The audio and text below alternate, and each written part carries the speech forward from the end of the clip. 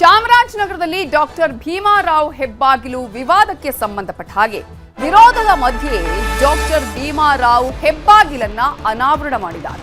ಯಳಂದೂರಿನ ಯರಿಯೂರಿನಲ್ಲಿ ಹೆಬ್ಬಾಗಿಲು ಅನಾವರಣಗೊಳಿಸಿದ್ದಾರೆ. Doctor Bhimrao ಹೆಬ್ಬಾಗಿಲು ವಿವಾದಕ್ಕೆ ಸಂಬಂಧಪಟ್ಟ ಹಾಗೆ ಚಾಮರಾಜನಗರದಲ್ಲಿ ಹೆಬ್ಬಾಗಿಲನ್ನ ಇದೀಗ ಅನಾವರಣಗೊಳಿಸಿದ್ದಾರೆ. ಹೆಬ್ಬಾಗಿಲು ಅನಾವರಣದ ವೇಳೆ ಖಾಕಿ ಜೊತೆ ಜಟಾಪಟಿಯು ನಡೆದಿದೆ. ಹೆಬ್ಬಾಗಿಲು ಹಾಕೋದಕ್ಕೆ ಮೊದಲು ಅನುಮತಿಯನ್ನ ಪಿಡಿಒ ಕೊಟ್ಟಿದ್ರು. ದೂರೊಂದರ ಮೇರೆಗೆ ಪಿಡಿಒ ಅನುಮತಿಯನ್ನ ನೀಡಿದ್ರು ತಹಶೀಲ್ದಾರ್ ಕ್ರಮಕ್ಕೆ ಯರಿಯೂರು ಗ್ರಾಮಸ್ಥರು ವಿರೋಧವನ್ನ ವ್ಯಕ್ತಪಡಿಸಿದ್ದಾರೆ. ವಿವಾದದ ಮಧ್ಯೆ ಡಾಕ್ಟರ್ ಭೀಮಾರಾವ್ ಹೆಬ್ಬಾಗಿಲು ಅನಾವರಣವಾಗಿದ್ದು ಗ್ರಾಮಕ್ಕೆ ಶಾಸಕ ಎಆರ್ ಕೃಷ್ಣಮೂರ್ತಿ ಭೇಟಿ ಕೊಟ್ಟಿದ್ದಾರೆ, ಮಾತುಕತೆಯನ್ನ ಮಾಡ್ತಿದ್ದಾರೆ.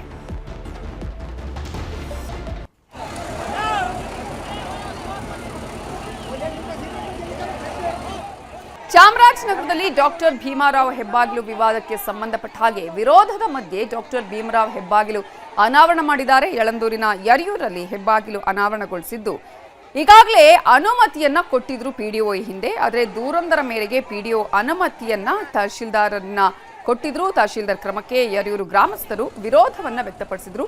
ವಿವಾದದ ಮಧ್ಯೆ ಡಾಕ್ಟರ್ ಭೀಮಾರಾವ್ ಹೆಬ್ಬಾಗಿಲು ಅನಾವರಣ ಮಾಡಲಾಗಿದೆ.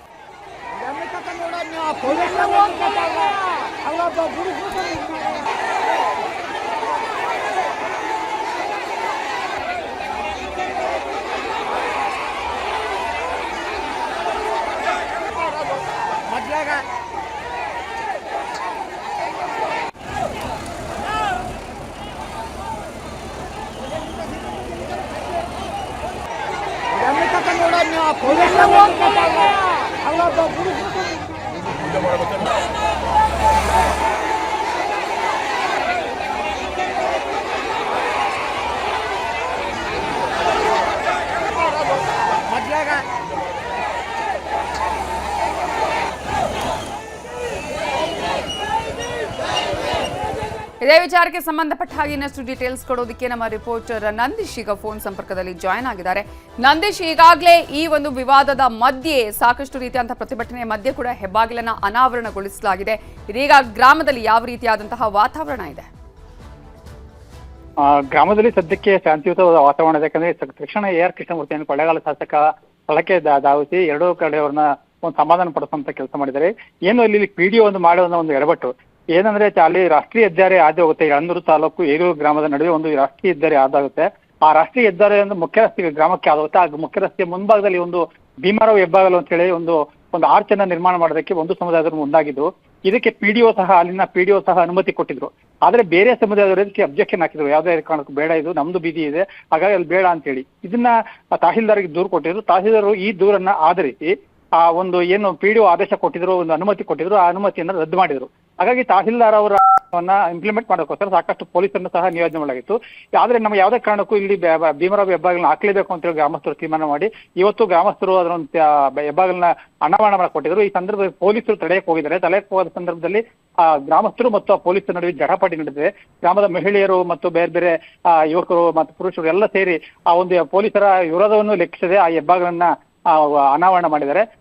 ತಕ್ಷಣ ಈ ವಿಚಾರ ಗೊತ್ತಾದಂತಹ ಕೊಳ್ಳೇಗಾಲ ಶಾಸಕ ಕೃಷ್ಣಮೂರ್ತಿ ಸ್ಥಳಕ್ಕೆ ಧಾವಿಸಿ ಎರಡೂ ಕಡೆಯನ್ನು ಸಮಾಧಾನ ಪಡಿಸಿ ಕಾನೂನಂತೆ ಕ್ರಮ ತಗೊಳ್ಳೋಣ, ಈ ಸದ್ಯಕ್ಕೆ ಯಾವುದೇ ಗಲಾಟೆ ಮಾಡಬಾರ್ದು ಅಂತ ಹೇಳಿ ಒಂದು ಸಮಾಧಾನ ಮಾಡಿದ್ದಾರೆ. ಸದ್ಯಕ್ಕೆ ಪರಿಸ್ಥಿತಿ ಶಾಂತವಾಗಿದೆ ಅಂತ ಹೇಳ್ಬೋದು. ನವಿತಾಜಿ, ಈಗ ಈ ರೀತಿಯಾಗಿ ಒಂದು ಮಾಡಿದಂತಹ ಎಡವಟ್ಟು ದೊಡ್ಡ ಮಟ್ಟದಲ್ಲಿ ಗಲಾಟೆಗೂ ಕೂಡ ಕಾರಣ ಆಗಿತ್ತು.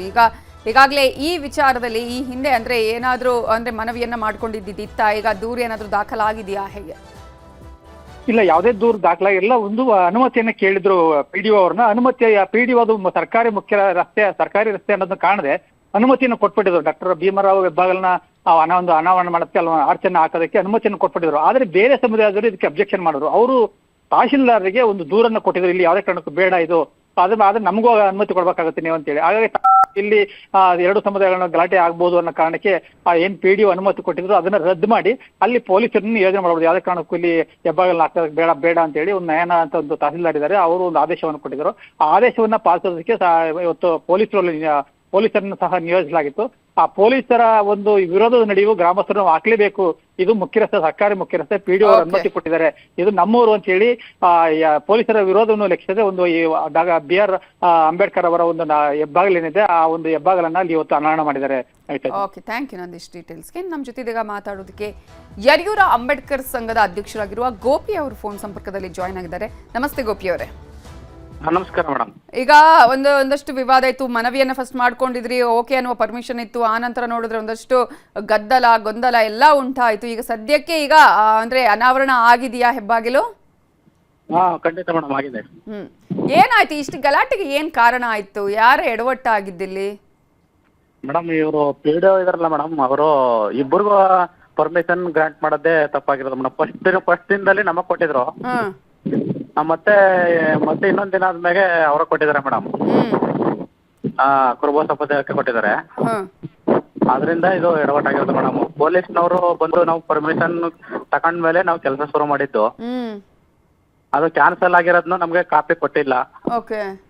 ಇಲ್ಲಿವರೆಗೂ ತಲುಪಿಸಿಲ್ಲ ಮೇಡಮ್. ಅಂದ್ರೆ ನೀವು ಕೆಲಸ ಮಾಡೋಕೆ ಆರಂಭ ಮಾಡಿ ಎಷ್ಟು ದಿನ ಆಗಿತ್ತು? ಅದು ಕೂಡ ಗಮನಕ್ಕೆ ಬಂದಿರುವಾಗ ಯಾರು ಕೂಡ ನಿಮ್ಗೆ ಹೇಳಿರ್ಲಿಲ್ವಾ ಹೇಗೆ? ಇಲ್ಲ ಮೇಡಮ್, ಯಾವ್ದೇ ಕಾರಣಕ್ಕೆ ಯಾರು ಹೇಳಿಲ್ಲ. ಪೊಲೀಸ್ ಇಲಾಖೆನೂ ಹೇಳಿಲ್ಲ ಅಥವಾ ಗ್ರಾಮ ಪಂಚಾಯತ್ ಅವರು ಹೇಳಿಲ್ಲ. ನಮ್ಗೆ ಪರ್ಮಿಷನ್ ಕೊಟ್ಟಿದ್ರು, ನೀವು ಮಾಡ್ಕೋಬಹುದು, NH ಹೊರತುಪಡಿಸಿ ಮಾಡ್ಕೋಬಹುದು ಅಂತ ಪರ್ಮಿಷನ್ ಕೊಟ್ಟಿದ್ದಾರೆ. ಅದ್ರ ಕಾಪಿನ ಪೊಲೀಸ್ನವರು ತೋರಿಸಿದ್ರು ಕೂಡ ಅವರು ನಮ್ಗೆ ಕ್ಯಾನ್ಸಲ್ ಮಾಡಿದ್ದಾರೆ ನಿಮ್ ಪರ್ಮಿಷನ್ ಅಂತ ಹೇಳಿದ್ರೆ ಹೊರತು ನಮ್ಗೆ ಕ್ಯಾನ್ಸಲ್ ಮಾಡಿರೋದು ಯಾವುದೇ ಒಂದು ಕಾಪಿನ ತಂದ್ಕೊಟ್ಟಿಲ್ಲ ಮೇಡಮ್. ಈಗ ಅದಲ್ಲೇನ್ ರೋಡ್ ಹೋಗ್ತಾ ಇದೆಯಾ? ರೋಡ್ ಹೋಗುತ್ತೆ ಅನ್ನುವಂತ ಕಾರಣಕ್ಕಾಗಿ ಇಲ್ಲಿ ವಿರೋಧ ವ್ಯಕ್ತ ಆಗಿದ್ದ ಹೇಗೆ? ಮೇಡಮ್ ಹೌದು ಮೇಡಮ್. ನಾವು ಸುಮಾರು ಒಂದು 70-80 ವರ್ಷದಿಂದ ಅಲ್ಲೇ ಮೇಡಮ್ ನಾವು ಓಡಾಡ್ತಿದ್ದು. ಆ ಪಕ್ಕದಲ್ಲಿ ಕೆರೆ ಇದೆ ಮೇಡಮ್, ಅದು ನೀರ್ ಬಂದ್ರೆ ತುಂಬಕತ್ತೆ, ಅಲ್ಲೇ ಓಡಾಡಕ್ ಆಗಲ್ಲ ಮೇಡಮ್. ಇದನ್ನ ಯಾವುದೇ ಸಮುದಾಯದವರು ಕೂಡ ಅವರು ವಿರೋಧ ವ್ಯಕ್ತಪಡಿಸಿಲ್ಲ. ತಕ್ಷಣ ಬಂದು ಪೊಲೀಸ್ ಇಲಾಖೆ ಮೇಡಮ್ ತಡೆದಿರೋದು. ಯಾವುದೇ ಮಾಹಿತಿ ಕೊಡದೆ ಬಂದು ತಡೆದಿದ್ದಾರೆ ಮೇಡಮ್. ಓಕೆ, ಅಲ್ಲ ಈಗೇನೋ ಅಲ್ಲಿ ಒಂದು ದೂರು ಬಂದಿತ್ತು, ನಮ್ಮ ಒಂದ್ ವೇಳೆ ನೀವು ಅಲ್ಲಿ ಅವರಿಗೆ ಕೊಟ್ರೆ ನಮಗೂ ಪರ್ಮಿಷನ್ ಕೊಡ್ಬೇಕು ಅಂತ ಹೇಳಿ ಒಂದಷ್ಟು ಜನ ಅಲ್ಲಿ ಮನವಿಯನ್ನ ಸಲ್ಲಿಸಿದ್ರು ಅನ್ನೋ ವಿಚಾರ, ಅದಕ್ಕಾಗಿ ಈ ಗಲಾಟೆ ಆಯ್ತು ಅಂತ ಹೇಳಿ ಹಂಗೇನಾಗಿರ್ಲಿಲ್ವಾ? ಪೊಲೀಸ್ ಇಲಾಖೆಯವರೇ ಇಲ್ಲಿ ತಡೆದಿದ್ದ? ಹೌದು ಮೇಡಮ್, ನಮ್ಗೆ ಪರ್ಮಿಷನ್ ಕೊಟ್ಟಿದ್ರು. ಫಸ್ಟ್ ಒಂದಿನ ಅದನ್ನ ಗುದ್ಲಿ ಪೂಜೆ ಮಾಡಿದಾಗ ನೀವು ಏನಾದ್ರು ಪರ್ಮಿಷನ್ ಕೊಡಿ ಅಂತ ಕೇಳಿದ್ರು ಮೇಡಮ್. ಆದ್ರೆ ನಾವು ಅದನ್ನ ಗ್ರಾಮ ಪಂಚಾಯತಿಂದ ಪರ್ಮಿಷನ್ ತಗೊಂಡ್ ಬಂದ್ವು. ಅದರಂತೆ ನಾವು ಕಾನೂನಾತ್ಮಕವಾಗಿ ನಾವು ಇವತ್ತು ಕೆಲಸ ಶುರು ಮಾಡಿದ್ವಿ ಮೇಡಮ್. ಏಕ ಬಂದು ಪೊಲೀಸ್ ಇಲಾಖೆ ನಮ್ನ ತಡೆದಿರೋದು ಮೇಡಮ್. ಅವರು ಕೊಟ್ಟಿದ್ದು ಏನೋ ಗೊತ್ತಿಲ್ಲ ಅದು ನಮ್ಗೆ ಸರಿಯಾಗಿ. ನಾವು ಪರ್ಮಿಷನ್ ಪ್ರಕಾರ ನಾವು ಕೆಲಸ ಮಾಡ್ತಾ ಇದ್ವಿ ಮೇಡಮ್. ಈಗ ಎಲ್ಲವೂ ಸುಖಾಂತ್ಯ ಆಯ್ತಾ? ಎಲ್ಲ ಆಗಿದೆ ಮೇಡಮ್. ಇವಾಗ ಎಲ್ಲ ಕಮನ್ ಬೋರ್ಡ್ ಎಲ್ಲ ನೆಟ್ಟಿ ಅದು ಓಪನ್ ಆಗಿದೆ ಮೇಡಮ್. ಈಗ ಅಲ್ಲಿ PDO ಆಗಿರ್ಬೋದು, ತಹಶೀಲ್ದಾರ್ ಅವ್ರು ಏನ್ ಹೇಳಿದ್ರು ಆ ನಂತರ ಬಂದು? ನಮ್ಗೆ ಯಾರು PDOನೇ ಅಲ್ಲಿ ಯಾರೇ ಅಲ್ಲಿ ಮೇಡಮ್ ಬಂದು ಮತ್ತೆ ಮಾಹಿತಿ ಏನು ಕೊಟ್ಟಿಲ್ಲ ಮೇಡಮ್. ಪೊಲೀಸ್ ಇಲಾಖೆಯವರು ಮಾಹಿತಿ ಕೊಟ್ಟಿಲ್ಲ ಮೇಡಮ್. ಹೌದು ಮೇಡಮ್. ಓಕೆ, ಧನ್ಯವಾದಗಳು ಗೋಪಿ ಅವರೇ ನ್ಯೂಸ್ 18 ಜೊತೆ ಮಾತನಾಡಿದ್ದಕ್ಕಾಗಿ. ಸೊ ಯರಿಯೂರಲ್ಲಿ ಹೆಬ್ಬಾಗಿಲು ಗಲಾಟೆ ವಿಚಾರಕ್ಕೆ ಸಂಬಂಧಪಟ್ಟ ಹಾಗೆ ಈಗಾಗಲೇ ಆಗಿರುವಂತಹ ಒಂದು ಎಡವಟ್ಟು ಅಂತ ಹೇಳಿದ್ರೆ, ಮೊದಲಿಗೆ ಪರ್ಮಿಷನ್ ಕೊಟ್ಟರು PDO, ಆ ನಂತರ ಇಲ್ಲ ನಿಮಗೆ ಪರ್ಮಿಷನ್ ಇಲ್ಲ ಅಂತ ಹೇಳಿ ಅಲ್ಲಿ ಮನವಿಯನ್ನು ಕೂಡ ಸಲ್ಲಿಸ್ತಾರೆ ಕೆಲವರು. ನಮಗೂ ಕೂಡ ನೀವು ಅವಕಾಶವನ್ನು ಮಾಡಿಕೊಡ್ಬೇಕು ಈ ಥರ ಆದರೆ ಅಂತ ಹೇಳಿ. ಇಂತಹ ಸಂದರ್ಭದಲ್ಲಿ ಇದೀಗ ಈ ಒಂದು ವಿಚಾರ ದೊಡ್ಡ ಮಟ್ಟದಲ್ಲಿ ಗಲಾಟೆಗೂ ಕೂಡ ಕಾರಣ ಆಗಿದ್ದನ್ನು ನಾವಿಲ್ಲಿ ಗಮನಿಸ್ಬೋದು. ಆದರೆ ಇದೀಗ ಎಲ್ಲವೂ ಕೂಡ ಸುಖಾಂತ್ಯ ಆಗಿದೆ. ಯಾವುದೇ ಕಾರಣಕ್ಕೂ ಕೂಡ ಈ ಒಂದು ಹೆಬ್ಬಾಗಿಲನ್ನು ನಿಲ್ಲಿಸಬಾರ್ದು ಅಂತ ಹೇಳಿ ಅಲ್ಲಿ ಹೋರಾಟವನ್ನು ಮಾಡಿದ್ರು. ಆದರೆ ಆ ಸಂದರ್ಭದಲ್ಲಿ ಖಾಕಿ ಜೊತೆ ಗಲಾಟೆ ನಡೆದಿದೆ. ಚಾಮರಾಜನಗರ ಆಕ್ಸಿಜನ್ ದುರಂತ ಪ್ರಕರಣಕ್ಕೆ ಸಂಬಂಧಪಟ್ಟ ಹಾಗೆ ಸಂತ್ರಸ್ತರ ಕುಟುಂಬಸ್ಥರಿಗೆ ಕೊನೆಗೂ ಗುಡ್ ನ್ಯೂಸ್ ಸಿಕ್ಕಿದೆ. ಸರ್ಕಾರಿ ನೌಕರಿ ನೀಡಲು ಸರ್ಕಾರ ಗ್ರೀನ್ ಸಿಗ್ನಲ್ ಕೊಟ್ಟಿದೆ. ಅಂತೂ ಇಂತೂ ಇದೀಗ ಆಕ್ಸಿಜನ್ ದುರಂತ ಪ್ರಕರಣಕ್ಕೆ ಸಂಬಂಧಪಟ್ಟ ಹಾಗೆ ಸಂತ್ರಸ್ತರ ಕುಟುಂಬಸ್ಥರಿಗೆ ಒಂದು ಶುಭ ಸುದ್ದಿ ಅಂತಾನೆ ಹೇಳ್ಬೋದು. ಕಾರಣ ಇಲ್ಲಿವರೆಗೂ ಕಾಯ್ತಾ ಇದ್ರು. ಸಾಕಷ್ಟು ಜನ ಅಲ್ಲಿ ಹೋಗಿ ನಿಮ್ಗೆ ನಾವು ಸರ್ಕಾರಿ ನೌಕರಿ ಕೊಡಿಸ್ತೀವಿ ಅನ್ನುವ ಭರವಸೆಯನ್ನ ಕೊಟ್ಟಿದ್ರು.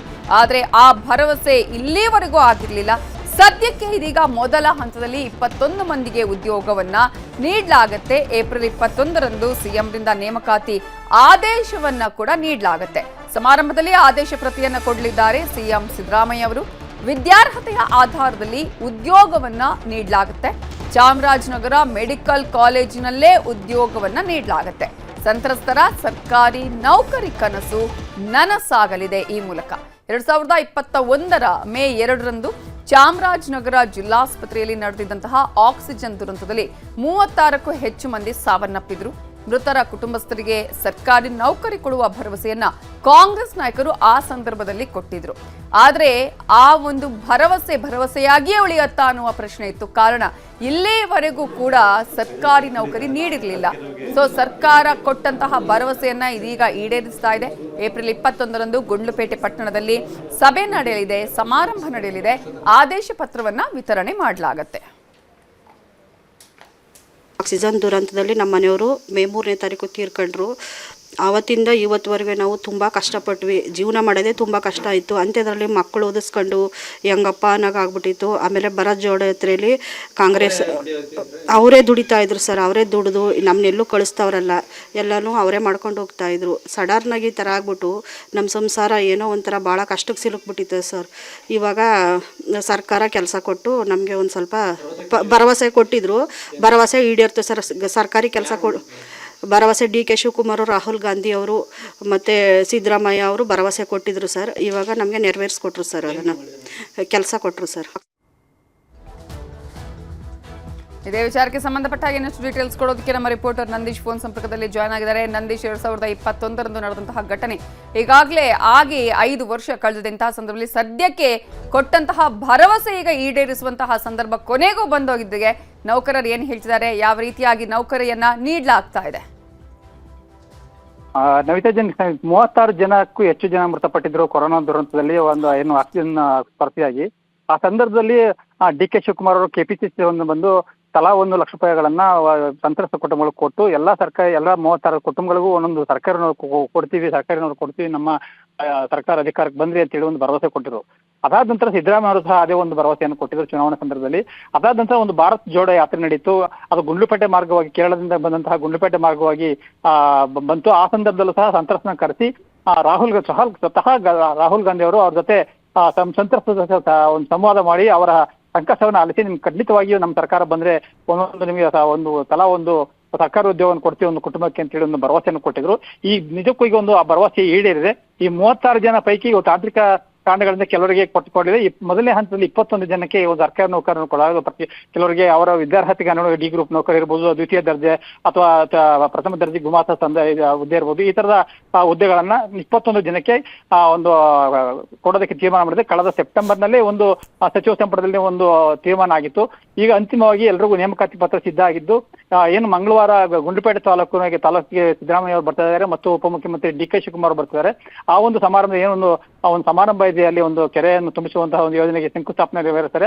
ಆ ಒಂದು ಸಮಾರಂಭದಲ್ಲಿ ಈ 21 ಜನಕ್ಕೂ ಒಂದು ನೇಮಕಾತಿ ಪತ್ರವನ್ನು ಕೊಡೋದಕ್ಕೆ ಎಲ್ಲ ಸಿದ್ಧತೆಗಳನ್ನು ಮಾಡ್ಕೊಳ್ಳಾಗಿದೆ. ಈಗ ಸಂತ್ರಸ್ತರ ಕುಟುಂಬದಲ್ಲಿ ಸ್ವಲ್ಪ ಸಮಾಧಾನ ತಂದು ಹೇಳೋದು. ಯಾಕಂದ್ರೆ ಅವರ ಕಣ್ಣೀರನ್ನ ಯಾರು ಓರ್ಸಕ್ಕಾಗೋದಿಲ್ಲ, ಅವರ ನಷ್ಟವನ್ನು ಯಾರು ತುಂಬಿಕೊಳಕ್ಕಾಗಲ್ಲ. ಎಲ್ಲೋ ಒಂದ್ ಕಡೆ ಯಾಕಂದ್ರೆ ಅವ್ರಿಗೆ ಬಹಳ ಜಿಗುಪ್ಸೆ ಆಗ್ಬಿಟ್ಟು ಜೀವನ ನಡೆಸೋದೇ ಕಷ್ಟ ಆಗಿತ್ತು. ಅವರ ದುಡಿಯೋ ಕೈಗಳನ್ನ ಕಳೆದುಕೊಂಡು ಜೀವನ ನಡೆಸೋದೇ ಕಷ್ಟ ಆಗಿತ್ತು, ದಿಕ್ಕು ತೋಚಂತಾಗಿದ್ರು. ಈ ಸಂದರ್ಭದಲ್ಲಿ ಎಲ್ಲೋ ಒಂದು ಆಶಾಕಿರಣ ಮೂಡಿದೆ. ಒಂದು ಸರ್ಕಾರಿ ನೌಕರಿ ಅಂತ ಒಂದು ಸಿಕ್ಕಿದೆ. ಹಾಗಾಗಿ ಅವ್ರ ತಮ್ಮದಲ್ಲಿ ಅವರ ಮುಖದಲ್ಲಿ ಒಂದು ಸ್ವಲ್ಪ ಸಮಾಧಾನವನ್ನು ಕಾಣಬಹುದಾಗಿದೆ. ನವಿತಾ ಜೈನ್, ಥ್ಯಾಂಕ್ ಯು ನಂದೀಶ್ ಡೀಟೇಲ್ಸ್ಗೆ. ಕಾಂಗ್ರೆಸ್ಗೆ ಉಪಚುನಾವಣಾ ಫಲಿತಾಂಶದ ಭಯ. ಮೇ 5ರ ಬಳಿಕ ಏನೆಲ್ಲ ಬೆಳವಣಿಗೆ ಆಗುತ್ತೆ ನೋಡಿ.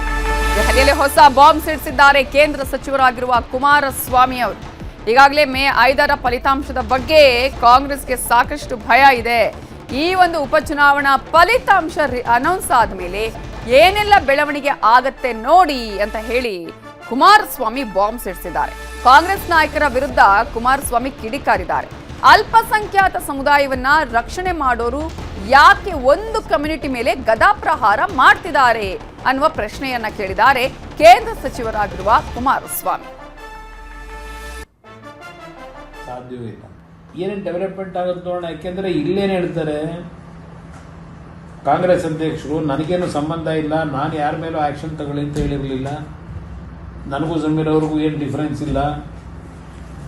ಅವರಿಗೆ ಕ್ಲಾರಿಫಿಕೇಶನ್ ಕೊಟ್ಕೊಂಡವ್ರೆ, ನಾವು ಆ್ಯಕ್ಷನ್ ತಗೊಳ್ಳಿ ಅಂತ ಹೇಳಿಲ್ಲ ಅಂತ ಹೇಳ್ಕೊಂಡವ್ರೆ. ಅವರು ಹೇಳಿದ್ದಾರೆ ನಾವು ಚೆನ್ನಾಗೇ ಇದ್ದೀವಿ ಅಂತ ಹೇಳಿ.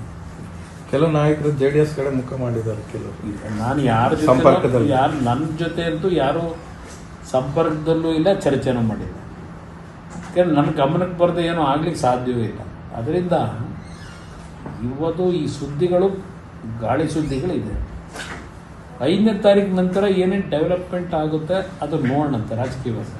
ಏಕೆಂದರೆ ಕಳೆದ 1 ವರ್ಷದಿಂದ ಕ್ರಾಂತಿ ಆಗುತ್ತೆ ಅಂತ ಹೇಳ್ಕೊಂಡೇ ಬಂದಿದೆ.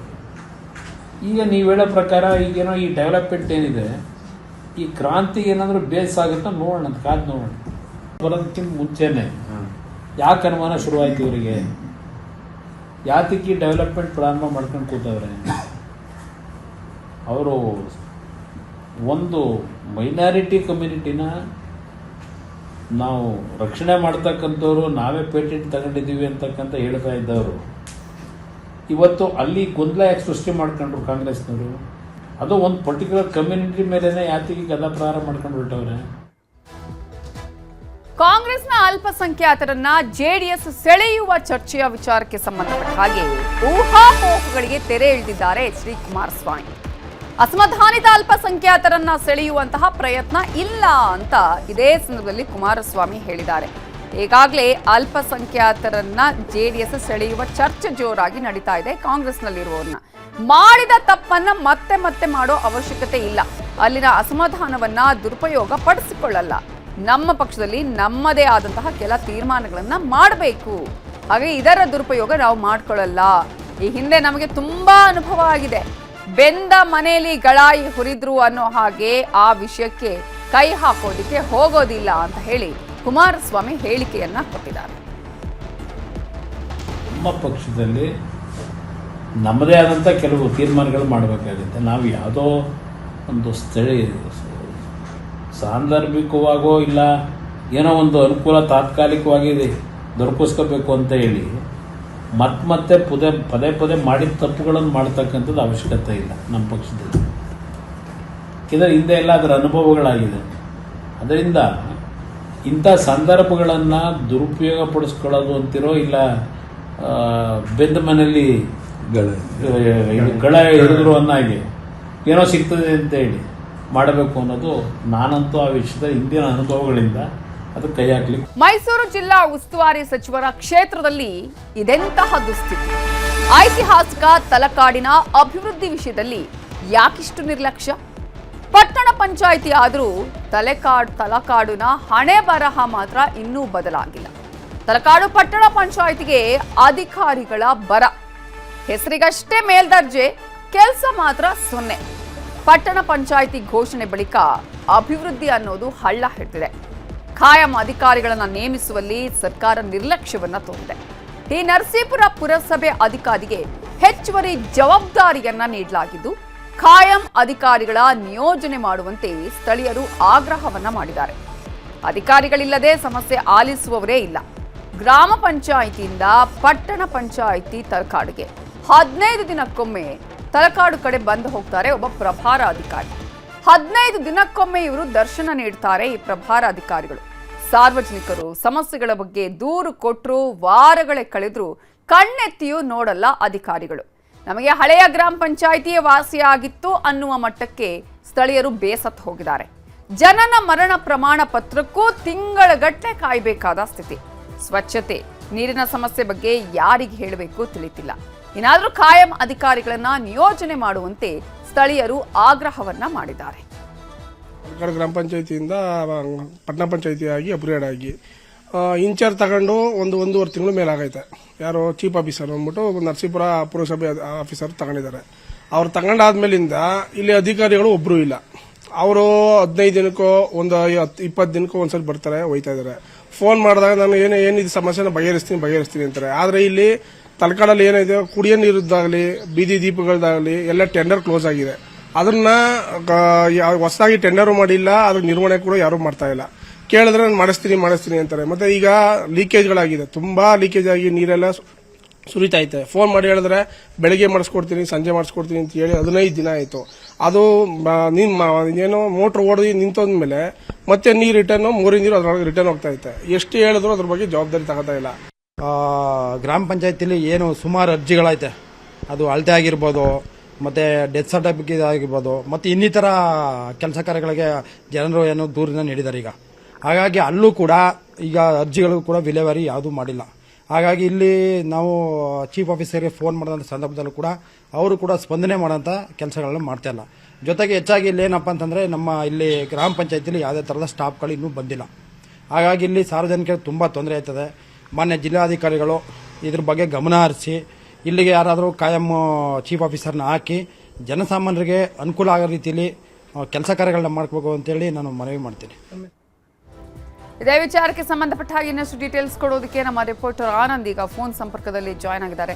ಆನಂದ್, ಈಗಾಗಲೇ ತಲಕಾಡಿನ ಅಭಿವೃದ್ಧಿ ವಿಷಯದಲ್ಲಿ ಯಾಕೆ ಇಷ್ಟು ನಿರ್ಲಕ್ಷ್ಯವನ್ನು ವಹಿಸ್ತಾ ಇದ್ದಾರೆ? ಅದರಲ್ಲೂ ಕೂಡ 15 ದಿನಗಳಿಗೊಮ್ಮೆ ಅದರಲ್ಲೂ ಕೂಡ ಪ್ರಭಾರ ಅಧಿಕಾರಿಗಳು ಬರೋದು, ವಾರಗಟ್ಲೆ ಒಂದು ಮನವಿಯನ್ನ ಸಲ್ಲಿಸಿದ್ರೂ ಕೂಡ ಉತ್ತರ ಸಿಗ್ತಾ ಇಲ್ಲ ಅಂತ ಹೇಳಿ ಏನ್ ಹೇಳ್ತಾರೆ ಇದಕ್ಕೆ ಸಂಬಂಧಪಟ್ಟಂತಹ ಇಲಾಖೆಯವರು, ಅಧಿಕಾರಿಗಳು? ಶರ್ಮಿತಾ, ಏನು ಮೈಸೂರು ಜಿಲ್ಲೆಯ ಟಿ ನರಸೀಪುರ ತಾಲೂಕಿನ ಐತಿಹಾಸಿಕ ತಲಕಾಡು ಗ್ರಾಮ ಪಂಚಾಯತಿ ಏನಿದೆ, ಇದು ಪಟ್ಟಣ ಪಂಚಾಯತಿ ಆಗಿ ಅಪ್ಗ್ರೇಡ್ ನ ಹೊಂದುತ್ತೆ. ಆದ್ರೆ ಎಲ್ಲೋ ಒಂದು ಕಡೆ ಜನರಿಗೆ ಅನ್ಸಿತ್ತು ಪಟ್ಟಣ ಪಂಚಾಯತಿ ಆದಂತ ಸಂದರ್ಭದಲ್ಲಿ ಅತಿ ಹೆಚ್ಚಿನ ಅನುದಾನ ಬರುತ್ತೆ, ಒಳ್ಳೆ ಅಧಿಕಾರಿಗಳು ಬರ್ತಾರೆ, ಗ್ರಾಮದ ಅಭಿವೃದ್ಧಿ ಆಗುತ್ತೆ, ಸುತ್ತಮುತ್ತಲ ಹಳ್ಳಿಗಳ ಅಭಿವೃದ್ಧಿ ಆಗುತ್ತೆ ಅಂತ. ಆದ್ರೆ ಅದ್ ಯಾವ ರೀತಿಯ ಕೆಲಸಗಳು ಕೂಡ ಅಲ್ಲಿ ಆಗ್ತಾ ಇಲ್ಲ. ಗ್ರಾಮ ಪಂಚಾಯತಿ ಮಟ್ಟದಲ್ಲಿ ಆಗ್ತಾ ಇದ್ದಂತ ಅಭಿವೃದ್ಧಿ ಕೆಲಸಗಳು ಕೂಡ ಅಲ್ಲಿ ಆಗ್ತಾ ಇಲ್ಲ. ಬದಲಾಗಿ ಏನು ನರಸೀಪುರದ ಪುರಸಭೆಯ ಚೀಫ್ ಆಫೀಸರ್ ಯಾರಿದ್ದಾರೆ ಅವ್ರನ್ನೇ ಕೂಡ ಇಲ್ಲಿಗೆ ಪ್ರಭಾರ ಅಧಿಕಾರಿಯನ್ನಾಗಿ ಮಾಡಲಾಗಿದೆ. ಅವರು 15 ದಿನಗಳಿಗೊಮ್ಮೆ ಈ ಕಚೇರಿಗೆ ಭೇಟಿಯನ್ನ ಕೊಡ್ತಾರೆ. ಆದ್ರೆ ಜನಗಳಿಗೆ ಏನು ಒಂದು ಮರಣ ಪ್ರಮಾಣ ಪತ್ರ ಇರ್ಬೋದು, ಜನನ ಪ್ರಮಾಣ ಪತ್ರ ಇರ್ಬೋದು, ಇವು ಕೂಡ ಸರಿಯಾದ ಸಮಯಕ್ಕೆ ಸಿಗ್ತಾ ಇಲ್ಲ ಅನ್ನುವಂತ ಆರೋಪಗಳು ಕೇಳಿ ಬರ್ತಾ ಇರುವಂತದ್ದು. ಯಾಕಂತ ಹೇಳಿದ್ರೆ ಊರಲ್ಲೇ ಒಂದು ಪಟ್ಟಣ ಪಂಚಾಯತಿ ಇದೆ ಅಂತಂದ್ರೆ ಒಂದು ವಾರಕ್ಕೆ ಜನನ ಪ್ರಮಾಣ ಪತ್ರಗಳು ಸಿಗಬೇಕು. ಕುಡಿಯುವ ನೀರಿನ ಸೌಲಭ್ಯ ಏನಾಗಿದೆ, ಯಾಕೆ ಈಗಾಗಲೇ ಬಿರು ಬೇಸಿಗೆ ಶುರುವಾಗಿರುವಂತದ್ದು, ನೀರಿನ ಕೇಳಬೇಕು, ಬೀದಿ ದೀಪಗಳು ಉರಿತಾ ಇದೆಯಾ ಅನ್ನುವಂಥದ್ದನ್ನ ನೋಡ್ಕೋಬೇಕು. ಅಲ್ಲದೆ ಸ್ಥಳೀಯ ಮಟ್ಟದಲ್ಲಿ ಸ್ವಚ್ಛತೆ ಇರ್ಬೋದು, ಪ್ರತಿಯೊಂದನ್ನು ನೋಡ್ಕೋಬೇಕಾದಂಥದ್ದು ಅಲ್ಲಿಯ ಪಟ್ಟಣ ಪಂಚಾಯತಿ ಕರ್ತವ್ಯ. ಆದ್ರೆ ಅಧಿಕಾರಿಗಳೇ ಇಲ್ಲದೆ ಹೋದ್ಮೇಲೆ ಜನರು ಯಾರಿಗೆ ತಮ್ಮ ಸಮಸ್ಯೆಯನ್ನು ಹೇಳ್ಕೋಬೇಕು ಅಂತ ಇಲ್ಲ. ಈ ಬಗ್ಗೆ ಹಿರಿಯ ಅಧಿಕಾರಿಗಳಿಗೆ ಮನವಿಯನ್ನ ಕೊಟ್ಟು ಸಚಿವರಿಗೆ, ಯಾಕಂದ್ರೆ ಈಗಾಗಲೇ ನರಸೀಪುರ ಶಾಸಕರು ಹಾಗೂ ಮೈಸೂರು ಜಿಲ್ಲಾ ಉಸ್ತುವಾರಿ ಸಚಿವರು ಭೇಟಿ ಕೊಟ್ಟಂತ ಸಂದರ್ಭದಲ್ಲೂ ಕೂಡ ಮನವಿಯನ್ನ ಮಾಡಿದ್ದಾರೆ. ಆದ್ರೆ ಇಲ್ಲ, ನಾವು ಅಧಿಕಾರಿಗಳನ್ನ ಹಾಕ್ತೀವಿ ಅಂತ ಅವ್ರು ಹೇಳ್ತಾರೆ. ಆದ್ರೆ ಒಬ್ರು ಕಾಯಂ ಅಧಿಕಾರಿಗಳನ್ನ ಅಲ್ಲಿಗೆ ಆಗ್ತಾ ಇಲ್ಲ. ಆ ಹಿನ್ನೆಲೆಯಲ್ಲಿ ನಮ್ಗೆ ಯಾರತ್ರ ಸಮಸ್ಯೆ ಹೇಳ್ಕೋಬೇಕು, ಸಮಸ್ಯೆಗೆ ಎಲ್ಲಿ ಪರಿಹಾರವನ್ನ ಕಂಡ್ಕೊಳ್ಬೇಕು ಅನ್ನುವಂಥದ್ದೇ ಗೊತ್ತಾಗ್ತಾ ಇಲ್ಲ ಅನ್ನುವಂಥದ್ದು ಗ್ರಾಮಸ್ಥರ ಆರೋಪವಾಗಿರುವಂತದ್ದು. Navitha, okay, thank you Anand ಡೀಟೇಲ್ಸ್ಗೆ. ಈಗಾಗಲೇ ಗ್ರಾಮ ಪಂಚಾಯತ್ ಹೋಗಿ ಪಟ್ಟಣ ಪಂಚಾಯತ್ ಆಗಿದ್ದೇ ಇವರಿಗೆ ಮುಳುವಾಗಿದೆ ಅಥವಾ ಶಾಪ ಆಗಿದೆ ಅಂತ ಹೇಳಿದ್ರು ಕೂಡ ತಪ್ಪಾಗಲಿಕ್ಕಿಲ್ಲ. ಕಾರಣ ಪಟ್ಟಣ ಪಂಚಾಯತ್ ಆದಮೇಲೆ ಅಟ್ಲೀಸ್ಟ್ ಅಭಿವೃದ್ಧಿ ಕೆಲಸಗಳಾಗತ್ತೆ, ಹೆಚ್ಚಿನ ಅನುದಾನ ಸಿಗುತ್ತೆ, ನಮಗೆ ಬೇಕಾದಂತಹ ವ್ಯವಸ್ಥೆಗಳಾಗತ್ತೆ ಅಂತ ಅಂದುಕೊಂಡ್ರೆ ಇದೀಗ ಗ್ರಾಮ ಪಂಚಾಯತಿಲಿ ಸಿಗ್ತಾ ಇದ್ದಂತಹ ರೀತಿಯ ವ್ಯವಸ್ಥೆ ಕೂಡ ಇಲ್ಲಿ ಸಿಗ್ತಾ ಇಲ್ಲ ಪಟ್ಟಣ ಪಂಚಾಯತ್ ಆದಮೇಲೆ. ಹಾಗಾಗಿ ನಾವು ಏನು ಮಾಡಬೇಕು ಅಂತ ಹೇಳಿ ಗ್ರಾಮಗಳ ಜನರು ಕೇಳ್ತಾ ಇದ್ದಾರೆ. ನಮಗೆ ಕೇವಲ ಹೆಸರಿಗೆ ಮಾತ್ರ ಮೇಲ್ದರ್ಜೆ ಆಗಿದೆ, ಕೆಲಸ ಮಾತ್ರ ಬರೀ ಶೂನ್ಯ ಆಗಿದೆ, ಅಭಿವೃದ್ಧಿ ಅಂತೂ ಇಲ್ವೇ ಇಲ್ಲ. ಏನೇ ಬೇಕು ಅಂತ ಹೇಳಿದ್ರು ಅಧಿಕಾರಿಗಳಿಗೆ ಕೈಗೆ ಸಿಗ್ತಾ ಇಲ್ಲ. ಅಧಿಕಾರಿಗಳೇ ಇಲ್ಲ ಅಂತ ಹೇಳಿದ್ರೆ ನಾವು ನಮ್ಮ ಸಮಸ್ಯೆಗಳನ್ನ, ಕುಂದುಕೊರತೆಗಳನ್ನ ಅಥವಾ ಮನವಿಗಳನ್ನ ಯಾರಿಗೆ ಕೊಡೋದು? ಅಧಿಕಾರಿಗಳನ್ನ ನಿಯೋಜನೆ ಮಾಡಿ ಅಂತ ಹೇಳಿ ಸ್ಥಳೀಯರು ಆಗ್ರಹವನ್ನ ಮಾಡ್ತಾ ಇದ್ದಾರೆ. ತಲಕಾಡಿನ ಅಭಿವೃದ್ಧಿಯಲ್ಲಿ ಇಷ್ಟು ದೊಡ್ಡ ಮಟ್ಟದಲ್ಲಿ ನಿರ್ಲಕ್ಷ್ಯ ಯಾಕೆ ಅನ್ನುವಂತಹ ಪ್ರಶ್ನೆ ಇದೆ. ಬನ್ನೇರುಘಟ್ಟ ಸಫಾರಿಯಲ್ಲಿ ಸಾಕಾನೆ ವನರಾಜ ಪುಂಡಾಟವನ್ನ ಮಾಡಿದ್ದು, ಸಫಾರಿ ವಾಹನದ ಸೈಡ್ ಮಿರರ್ ಒಡೆದು ಪುಂಡಾಟವನ್ನ ಮಾಡಿದ್ದಾರೆ. ಪ್ರವಾಸಿಗರು ಕಿರ್ಚಾಡ್ತಾ ಇದ್ದಂತೆ ವನರಾಜ ಸುಮ್ಮನಾಗಿದ್ದಾನೆ. ಈಗಾಗಲೇ ಸಫಾರಿಯಲ್ಲಿ ಹೋಗುವಂತಹ ಸಂದರ್ಭದಲ್ಲಿ ಯಾವುದಾದ್ರೂ ಒಂದು ಪ್ರಾಣಿಗಳು ಸಿಗುತ್ತಾ, ಆನೆ ಆಗಿರ್ಬೋದು, ಸಿಂಹ ಆಗಿರ್ಬೋದು, ಹೀಗೆ ಪ್ರಾಣಿಗಳು ಸಿಗುತ್ತೆ ಅಂತಾನೆ ನೋಡೋದಿಕ್ಕೆ ಹೋಗ್ತಾರೆ. ಆದರೆ ಅಂತಹ ಸಂದರ್ಭದಲ್ಲಿ ಸಾಕಾನೆ ವನರಾಜ ಪುಂಡಾಟವನ್ನ ಮಾಡಿದ್ದಾನೆ. ವನರಾಜನ ಪುಂಡಾಟಕ್ಕೆ ಪ್ರವಾಸಿಗರು ಅಲ್ಲಿ ಬೆಚ್ಚಿ ಬಿದ್ರು. ಈ ಹಿಂದೆ ರೌಡಿ ರಂಗ ಆನೆ ಜೊತೆ ಫೈಟ್ ಮಾಡಿದ್ದ ವನರಾಜ ಬನ್ನೇರುಘಟ್ಟ ಜೈವಿಕ ಉದ್ಯಾನವನದ ಸಾಕಾನೆಗಳ ಕ್ಯಾಪ್ಟನ್ ವನರಾಜ. ಚಿಕ್ಕ ವಯಸ್ಸಲ್ಲೇ ತಾಯಿಯಿಂದ ಈತ ದೂರ ಆಗಿದ್ದ. ಬಂಡೀಪುರದಿಂದ ಬನ್ನೇರುಘಟ್ಟಕ್ಕೆ ವನರಾಜನನ್ನು ಕರ್ತರಲಾಗಿತ್ತು. 8 ತಿಂಗಳ ಮರಿಯನ್ನ ರಕ್ಷಣೆ ಮಾಡಿ ಬನ್ನೇರುಘಟ್ಟಕ್ಕೆ ತರಲಾಗಿತ್ತು. ಚಿಕ್ಕಂದಿನಿಂದಲೂ ಈತ ಇಲ್ಲಿಯೇ ಬೆಳೆದಿದ್ದ. ಈಗ ವನರಾಜನಿಗೆ 48 ವರ್ಷ. ರೌಡಿ ರಂಗನ ಜೊತೆ ಕಾದಾಟ ನಡೆಸಿದ್ದ ವನರಾಜ ರೌಡಿ ರಂಗ ಆನೆಯನ್ನು ಕಂಡ್ರೆ ಎಲ್ಲ ಆನೆಗಳು ಹೆದರ್ತಿದ್ವು. ಆದರೆ ಅಂದು ವನರಾಜ ರೌಡಿ ರಂಗನಿಗೆ ಟಾಂಗ್ ಕೊಟ್ಟಿದ್ದ ವಿಡಿಯೋ ವೈರಲ್ ಕೂಡ ಆಗಿತ್ತು. ಆದರೆ ಇಲ್ಲಿವರೆಗೂ ಯಾವುದೇ ಪ್ರಾಣಹಾನಿ ಮಾಡಿಲ್ಲ ವನರಾಜ.